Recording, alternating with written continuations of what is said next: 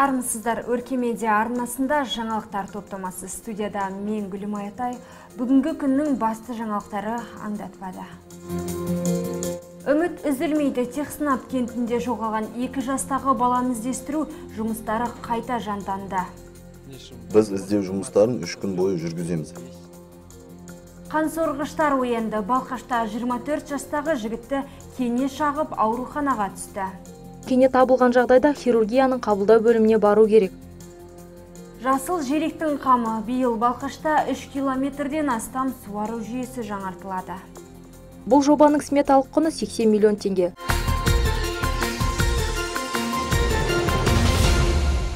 Балқашта күз айында жоғалған 2 жастағы баланы іздестіру жұмыстары қайта жанданды. Бүгін еріктілер жиналып, Бекнұр Дәріғұлды іздестіруге шықты. Бүлдіршін өткен жылдың қазан айында жоғалған болатын.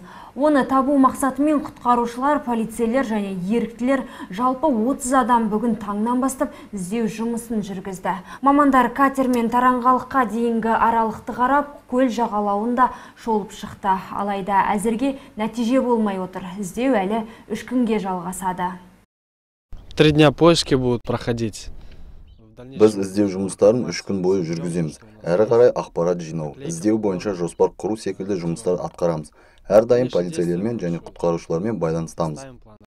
Еске сала кетейік, барлық полицейлер мен құтқарушыларды және қала жұртшылығын аяғынан тік тұрғызған оқиға өткен жылдың күз айында Техснап кентінде болды. 2 жастағы Бекнұрдың ата-анасының айтуынша, есік алдында ойнап жүрген бала қоршаудың ашық тұрған жерінен шығып кеткен. Содан кішкентай бүлдіршінді іздеуге барлық күшті құрылымдар жұмылдырылды. Құтқарушылар, полицейлер, еріктілер Техснап кентінің аймағын тінтіп, құрылыстар мен иесіз қалған үйлерді қарап шықты. Іздеу жұмыстары көлде де жүргізілді, тіпті кинологтар шақырылды. Алайда баладан әлі күнге дейін хабар жоқ. Балқашта осы жылы алғашқы кене шағу фактісі тіркелді. Кеше орталық ауруханаға 24 жастағы жігіт жүгінген.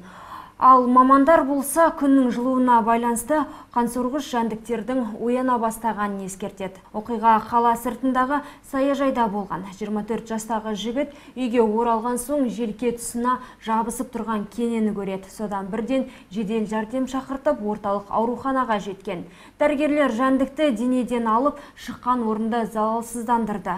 Ал кенені инфекцияға тексерту үшін Қарағанды зертханасына жіберген. Көктем келіп, күннің жылынуына байланысты қансорғыштарда ояна бастады. Соған байланысты эпидемиологтар қала тұрғындарын қауіпсіздік шараларын сақтауға шақырады. Әсіресе демалыс кездерінде шөпті, талды аймақтарда ашық түсті жабық киініп жүруге кеңес береді. Кене жабысқан жағдайда тез арада дәрігерге көрінген жөн.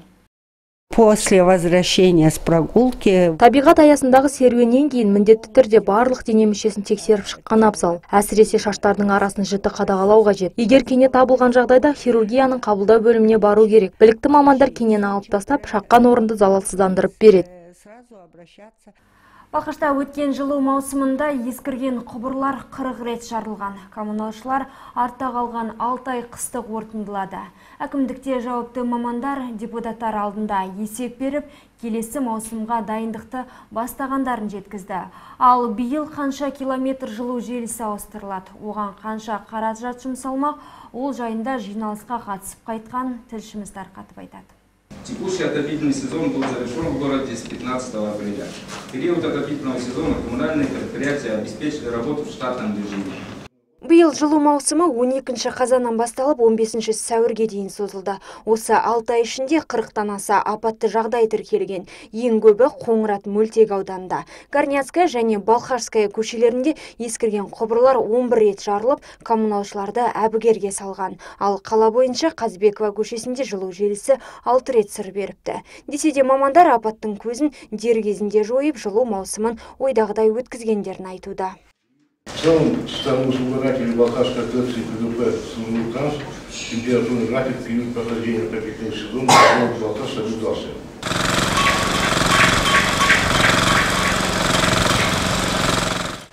Жылу маусымы аяқталысымен су жылу транс мекемесі келесі қысқа дайындықты бастап кетті. Қазір қала бойынша 3 учаскеде жұмыс істеуде. Соның бірі Спицин көшесі. Өткен қыста 3-ші үйдің маңындағы жылу құбыры 4 рет жарылған. Апатты болдырмас үшін ұзындығы 200 метр магистраль құбырын ауыстыру қажет. Кейінгі жұмысымыз тұрбағына дайындап, краскалап, бояп салуға дайындаймыз. 2 жұманың ішінде Спицин аймағын бітірсек, 2 жұмадан кейін Мусинова көшесіне ауысамыз. Жалпы келесі жылу маусымына дейін қала бойынша тозығы жеткен 9 километр құбыр жаңасына ауыстырылады. Ал Қоңырат Мөлтек ауданы мен Саяқ кентінде 6 километр жылу желісі жаңаланады. Бұл жұмыстарға су жылу транс мекемесі 180 миллион теңге қаражат бөліп отыр. Қыс кезінде бізге микрорайон Сатпаева 7-ші үйден деген бір нелері, тұрғындардың нелері түскен. Өтініштер болған.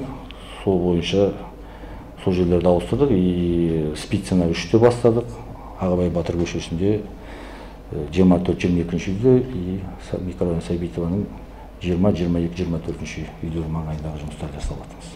Гүлмай Атай, Мұрат Болатбеков, Өркен Медиа. Биыл Балқашта 3 километрден астам суару жүйесі жаңаланады. Құбырларды ауыстыруға қалалық бюджеттен 80 миллион теңге бөлініп отыр.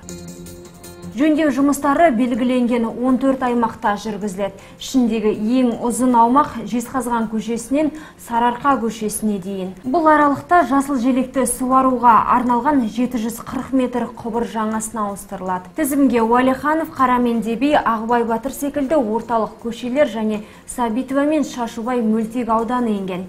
Жаңаланатын құбырлардың диаметрі әртүрлі 76, 200, 510 мм. Суару жүйесін ауыстыру ісімен жергілікті мердігер компания айналысады. Жұмыстар жоспар бойынша мамырдан басталып, тамыз айында аяқталуы тиіс. В 2019 году запланировано. Бұл жобаның сметалық құны 80 миллион теңге. Бұл сомаға қаланың белгіленген аймақтарындағы суару жүйесі ауыстырылады. Әрі мердігер компания құбыр салу кезінде алынған брусчаткалар, бұзылған асфальт жабындысын қайта қалпына келтіреді. Бүгін Қазақстанның бірнеше қалаларында қар жауды. Қарағанды, Нұр-Сұлтан, Павлодар, Атырау мен Көкшетау тұрғындарын ауа райы әбден әбігерге салды. Караганда, 18 апреля. Гололед страшнейший. Тіпті Өскемен мен Семейде қардың қалың түсуіне байланысты бірінші ауысым оқушылары сабақтан босатылған. Синоптиктердің болжауынша арктикалық атмосфералық фронт өзімен бірге 3 күн бойы жауын-шашын, қар аралас жаңбыр, көктайғақ алып келді. Ауа температурасы -2-ден -10-ға дейін төмендеуі мүмкін. Сонымен қоса желдің күшею қаупі бар. Мұндай аязды күндер Балқашқа жетпейді. Десе де жауын жауып, жел жылдамдығы артуы мүмкін.